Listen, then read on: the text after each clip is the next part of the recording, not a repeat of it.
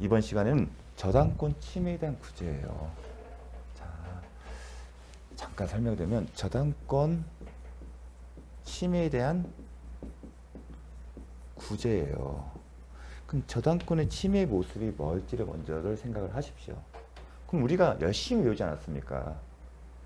점유권, 소유권 했을 때 방해의 모습, 방해.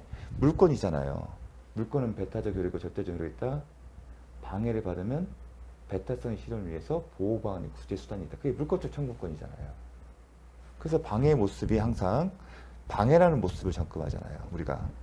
그게 점유를 빼앗기는 경우이고 아니면 점유 이외에 방해가 있어요. 근데 저당권의 경우는 점유가 전제로지기 때문에 점유를 빼앗기는 경우는 없을 겁니다. 따라서 반환 청구권을 못한다 배웠습니다. 그러면 점유 이해 형태로 방해를 받는 거예요. 그러면 물권적 청구기 때문에 이 방해를 제거하거나 또는 염려가 있으면 예방을 하는 겁니다. 이게 물권적 청구권에서 배웠던 내용이에요. 소유권에 기한 방해 제거 및 아니면 방해 예방 청구권 214조. 그게 저당권의 경우도 물권 침해일 때는 이게 구제 방어됩니다. 그게 방해예요. 근데 우리가 방해할 때 이 방해는 이 물권적 청구는 뭐죠? 방해의 원인을 제거하는 것이지. 방해의 결과물. 이게 뭐랬죠? 손해잖아요. 방해를 하지 마. 그러면 방해를 하고 있는 거 아니겠습니까? 하지 말라는 것은 뭔가를 막는 것은 뭔가 방해가 이루어지는 현재예요. 근데 그 끝나면 하지 마가 아니죠. 너 때문에 이게 손해 발생과 손해죠. 그게 방해 결과보다 손해예요. 이 경우에는 물권적 청구권에서 구제받는 게 아니라 뭐죠? 손해배상 청구권이죠. 측면이 다른 거죠. 손해배상 청구권인데 손해배상을 받는 거는 두 가지가 있어요. 채무불이행과 불법행위예요. 경우에 따라서는 채무불이행할 수도 있고 아니면 불법행위일 수도 있겠죠. 이게 구분이 돼야 합니다. 왜냐면 저당권 침해의 모습, 이 방해 손해에 어떤 원인으로 발생하냐에 따라 다르겠죠. 그래서 방해와 방해의 원인 결과인 손해는 구별해서 구제 수단이 달라진다. 그걸 먼저 기억하셔야 합니다. 배웠잖아요. 방해와 손해는 구별되는 거다. 방해는 물권적 청구권에서는 방해 원인을 제거하는 것이지 방해의 결과인 손해까지 보호해주는 수단은 아니다. 방해의 결과는 어떻게 된다? 손해배상으로 해결한다. 따라서 물권적 청구권 행사인 이 경우에는 기책사유를 요한다 안 한다. 기책사유 필요가 없어요. 방해의 원인에 방해자에게 책임 사유가 있어야 할 필요가 없다는 겁니다. 반면에 손해배상 관련해서는 기책사유가 필요한 거예요. 채무불이행에도 고의가실이 필요하고 그게 기책사유거든요. 고의가실은 기책사유예요. 채무불이행의 경우도 기책사유에 채무불이행한 손해배상 청구권도 기책사유가 인정된다. 고의가실이 인정된다. 마찬가지로 불법행위한 손해배상 경우도 기책사유가 있어요. 그 차이점이 있는 겁니다. 이게 방해와 방해의 결과를 구별해서 구제수단. 이걸 이제 정리한 겁니다. 물권적 청구권. 방해가 모습이 방해잖아요. 근데 방해 모습이 점유가 아닌 다른 모습이기 때문에 214조만 적용되지 213조는 적용되지 이미 몇 번 언급했습니다. 또한 침해자 기책사유가 있어야 하는 것은 아니다. 왜냐하면 물권적 청구권 행사이기 때문에 물권적 청구권 행사했을 때 기책사유 요구하지 않는다. 이미 배웠습니다. 그리고 저당권은 점유권이 없기 때문에 당연히 반환 청구권은 당연히 인정될 수 없다. 213조 적용되지 않는다. 213조는 소유자가 점유자 상대하는 건데 그 소유자는 원래 점유권이 있었던 거거든요. 그 점유를 빼앗긴 거예요. 하지만 저당권자는 교환 가치만 파악한 사람이잖아요. 그래서 생긴 겁니다. 그리고 물권적 청구할 때 방해가 있으면 방해 원인 제거하기 때문에 손해가 요건도 아니에요. 물권적 청구는 방해 원인을 제거하는 거예요. 근데 손해는 방해 결과 손해는 당연히 손해배상 청구 때는 당연히 기책사유가 있어야 하고 손해가 있어야 손해배상 청구할 거 아니겠습니까? 그 얘기를 한 겁니다. 자, 이 경우에는 불법행위로 인한 손해배상 청구가가 공부할 포인트입니다. 채무불이행에 대한 손해배상 청구권 논점 아니에요. 근데 어떤 경우냐? 저당권 침해에 의해서 손해가 생긴 때에는 이 얘기는 방해로 인해서 결과 발생하는 거죠. 저당권은 침해자다여 불법 행위를 이유로 손해배상을 청구했다. 제가 얘기했습니다. 750조 요건은 기책사유가 있어야 한다. 그리고 위법해야 한다. 침해자 행위가 위법해야 한다. 그리고 손해가 발생한다. 그리고 그 사람의 행위로 손해가 발생한다면 인과관계 인정된다. 근데 인과관계 쟁점이 여러분이 수험생 입장에서는 기억할 필요도 없습니다. 언급되는 조건과 기책 사유가 위법성이에요. 당연히 손해가 있어야 손해배상 청구가 아니겠습니까? 그 얘기를 한 겁니다. 물권적 청구권 달리 저당권자에게 손해가 있어야 하고 침해자에게는 기책 사유가 있어야 된다. 왜냐하면 불법 행위로 한 손해배상 청구권을 요하는 거기 때문에 물권적 청구권 행사하는 경우는 그렇지 않다는 겁니다. 그럼 저당권 침해가 뭐냐? 이 파트에서 특이한 게 뭐냐면 담보물이에요. 그 담보로 제공된 부동산을 권한 없이 훼손, 멸시, 담보 가치를 감소시키는 거예요. 이게 저당권 침해의 대표적인 예입니다. 요거 정도는 이런 게 침해에 해당되겠구나. 멸실, 훼손, 가치 감소. 자, 따라서 저당권 침해에서 손해가 생길 때는 침해에 의해서 손해가 생긴다면 당연히 저당권자는 침해자에게 손해배상 청구할 수 있습니다. 그 얘기를 당연하게 쓴 겁니다. 자, 심화학습. 자, 이제 이와 관련해서는 제가 자습서에 275쪽에 소유자 또는 그의 승낙을 받은 자가 저당부동산에 사용 수익한다는 전석. 자, 저당권은 담보 가치를 교환 가치를 파악하는 것이기 때문에 점유를 이전받지 않고 오히려 저당권 설정자인 그 사람에게 소유자에게 부동산의 사용 수익을 줍니다. 그러면 그 부동산 사용 수익 자체는 저당권 침해가 안 돼요. 하지만 경우에 따라서는 저당권의 그 토지 소유자의 사용 수익이 경우에 따라서는 침해가 될 수 있는 일을 써놨습니다. 근데 그 부분은 좀 어려운 파트고 사실은 이해하기 쉽지 않습니다. 정리를 잘 해놨습니다. 하지만 수험생 입장에서는 필요하지 않기 때문에 강의하지 않고요. 다만 이거는 말 그대로 좀 읽으면 문장 자체에서 이해할 수 있기 때문에 이해가 어렵지 않게 한번 혹시나 몰라서 언급하겠습니다. 왜냐하면 내용이 참 괜찮거든요. 출제자 입장에서는 한번 내보고 싶은 그런 욕구가 생기는 사례입니다. 어떤 경우냐? 자, 여기 손해배상 청구할 수 있다. 저당권 설정자의 토지 소유자가 지목이 뭐냐? 전이에요. 그 저당 토지에 지목이 전이면 밭전자예요. 그럼 밭으로 사용하는 게 기본적인 거죠. 비록 저당권 설정자인 토지 소유자가 사용을 하겠지만 그 내재적인 한계가 있을 거 아니에요. 그 사용은 그 용법대로 사용하는 겁니다. 설정자로서 마음대로 쓰는 게 아니라 저당권 침해가 안 된다는 것은 결국은 그 토지를 그 지목 등 여러 가지 사정을 종합해서 그 용법대로 사용을. 밭이라면 밭을 써야죠. 근데 뭘로 썼다? 도로를 개설했어요. 심지어 일반 공중에게 제공했어요. 그렇게 결과가 시가 절반 이상 하락했다. 애초에 저당권자가 파악한 그와 같이 비교했을 때 반으로 줄은 거예요. 그런 경우에는 비록 저당권 설정자가 그 토지 사용을 수용하더라도 그 한계를 넘어서서 저당권이 침해에 해당된다는 얘기를 하고 싶은 겁니다. 그래서 포인트는 지목이 전인데 뭐랬다? 도를 깐 거예요. 그래서 시가가 전발 하락하자 이건 저당권 침해가 해당되는 겁니다. 참 많은 걸 내포하는데 사회통념 위치와 토지의 본래 용법에 따른 정상적인 사용 수익에 해당되지 않기 때문에 저당권을 침해하는 불법 행위를 구성하므로 그 저당권 설정자는 저당권을 침해하게 됩니다. 멸시, 훼손 등에 해당되는 겁니다. 자, 이 부분은 불법에 구성한다는 거 정말 이 정도는 아십시오. 참고로 이 도로는 일반 공제 도로는 토지 수용에 대해도 정상 시가 2분의 1 책정됩니다. 그 시가가 떨어져요. 왜냐면 자기가 배타적으로 지배할 수 없기 때문에. 나중에 언급했지만 독점적 배타적 사용 수익이 사실상 제한되거든요. 그렇기 때문에 그 얘기는 뭐였죠? 기억나실지 모르겠지만 차인 3당이 부당이득 반환 청구를 할 수 없을 뿐만 아니라 명도 청구도 안 돼요. 차임 상대 부당이득 반환 청구도 할 수 없고, 그러니까 이익 창출, 차임이라는 이익도 창출되지 않고 명도 청구도 못하는 그 부동산이 얼마나 가치가 있겠습니까? 그래서 2분의 1. 그래서 토지 그 공익사업법상 할 때 토지 수용 보상할 때 도로는 2분의 1이 정상가예요.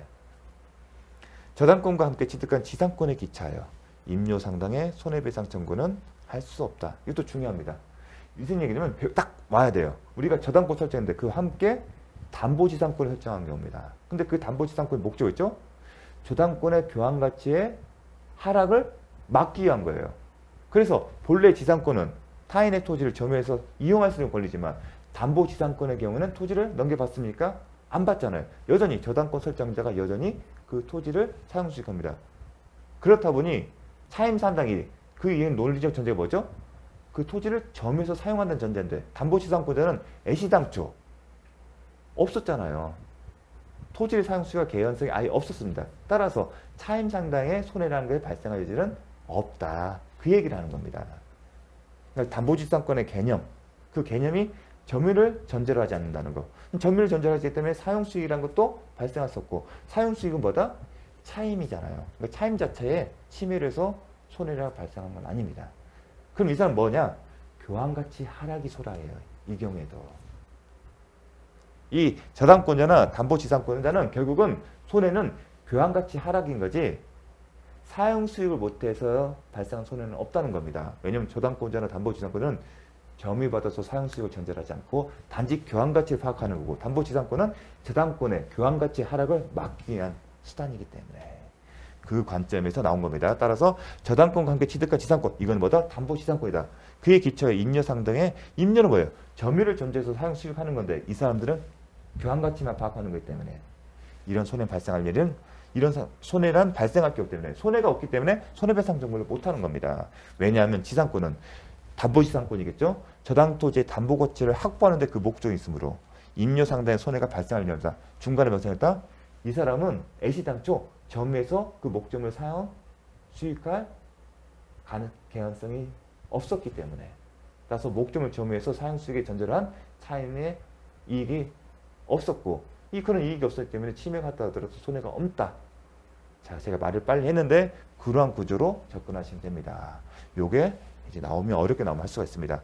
손해배상 청구권은 담보물 보충 청구권과 선택적 관계고 즉시 변제 청구권과는 함께 행사하다. 이게 무엇이냐면 자, 저당권이 침해를 전제해서 손해배상 청구를 한 거죠. 그럼 불법행위 손해배상 청구권이에요. 근데 담보물 보충 청구권이 있어요. 어떤 경우냐?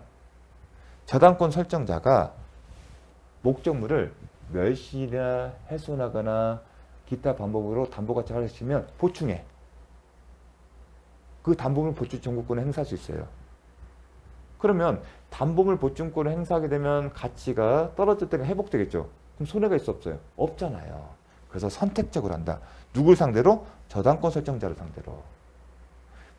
담보물 보충은 누구하고 문제다? 설정자예요. 이해를 하셔야 합니다. 왜냐하면 보충이라는 것은 담보물 제공했는데 그게 멸시 훼손돼서 가치가 하락됐어요. 그럼 그만큼 채운다. 누구한테? 설정자한테. 따라서 이걸 채웠으면 가치는 그대로잖아요. 그럼 손해가 발생할 일이 없잖아요. 그래서 선택적 관계고 즉시 변제 뭐냐면 이런 겁니다. 자, 우리가 대출 계약에서 목적물을 제공할 거 아닙니까? 그러면 언제 원금을 다 갚아? 1년 후에 갚아. 그 사이는 약정이자만 합니다. 그런데 약정이자를 제때 납부 못하면 기한의 이익이 상실돼요. 그 얘기는 뭐냐면 원금을 1년 후에 갚기로 했는데 만약에 이 사람이 약정이자를 제때 못하면 그 즉시 원금을 갚아야 합니다. 우리가 언론 같은 데 보면 어떤 회사가 부도가 나잖아요. 그게예요. 기한이익 상실해서 대출금 지금 갚아야 하는데 능력이 안 돼서 부도가 나는 경우가 있습니다. 그게 기한이익 상실, 그게 즉시 변제 청구권이에요. 너는 원금을 1년을 하게 됐는데 약속을 어겼어. 그래서 기한이익이 상실해서 지금 원금을 갚아야 돼. 그게 즉시 변제 청구권인데 이건 어떤 경우는 약정이자와 같은 채무를 이행하는 게 아니라 그 채무를 담보한 목적물이 저당 목적물을 훼손시킨 경우입니다. 그러한 경우에도 기한이익 상실됩니다. 그럼 누구 관계에서? 채무자 관계에서. 왜냐면 즉시 변제는 뭐냐? 원금 채무를 갚는 거잖아요. 그럼 채무자잖아요. 근데 여기는 저당권 설정자냐? 저당권 설정은 채무자일 수도 있지만 물상보증이 존재하기 때문에 그렇습니다. 물상보증은 채무자가 아니거든요. 그래서 여긴 저당권 설정자, 여긴 채무자라고 합니다. 여기 저당권 설정자는 채무자일 수도 있고 아닐 수도 있거든요. 근데 보충한다는 얘기는 저당권 설정자 보충하는 거니까. 제 물상보증이 있기 때문에. 그래서 요 개념은 그냥 암기를 해주십시오. 함께 행사하다. 즉시변제 청구권, 손해배상 청구권. 즉시변제는 원금을 이제 보충하는 게 아니라 보충한 대신 지금 변제를 하는 거고 이미 발생한 손해는 손해배상을 청구할 수 있다는 거. 이것도 좀 이해하기가 언뜻 보면 쉬운 것 같은데 막상 디테일에 들어가면 쉽게 이해가 되지 않을 수 있기 때문에 좀 부연 설명을 많이 했습니다. 요거는 함께 간혹가다 나옵니다. 자주 출제되는 지문은 아닌데 만약 어렵게 나오면 요 지문이 딱 직관적으로 맞히기 쉽지 않아요. 그래서 요거는 정확하게 암기를 해주십시오. 자주는 안 나오지만 간혹 나오면 틀리기 쉬운 지문입니다. 다음, 저당권의 처분 및 소멸.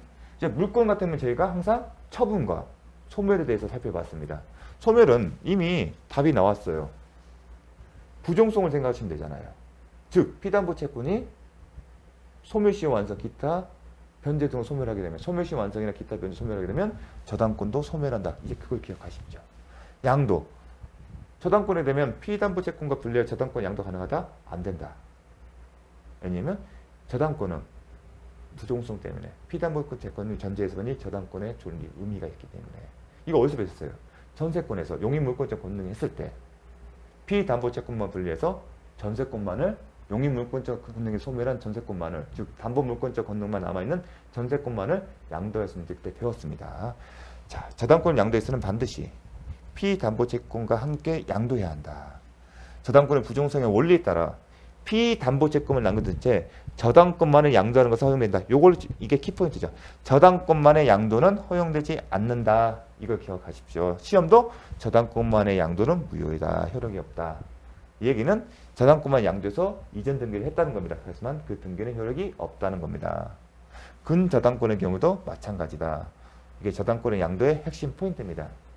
다만 이제 수반성, 이건 저당권만의 양도고 피담보채권을 양도하게 되면 수반성에 따라서 저당권도 함께 이동하는 것이 통상이다. 다만 당사자의 의사에서 피담보채권만을 양도하는 것이 가능하다. 그러한 경우에는 남아있는 저당권을 어떻게 된다? 소멸하게 되고 결국 피담보채권은 담보물권이 없는 일반 채권에 불과하다. 이미 얘기를 했습니다. 자, 저당권을 소멸. 피담보채권이 소멸하면 부종성의 원리에 따라서 저당권도 소멸한다. 그 얘기합니다. 저당권으로 담보한 채권이 시효의 완성 기타 사유로 인해 소멸한 때는 저당권도 소멸한다. 이미 언급했습니다. 피담보채권과 별도로 저당권만이 소멸시에 걸리지 않는다. 이런 표현이 뭐 있었죠? 물권적 청구권에 대해서만 소멸시에 걸리지 않는다. 소유권 자체는 소멸시에 걸리지 않아요.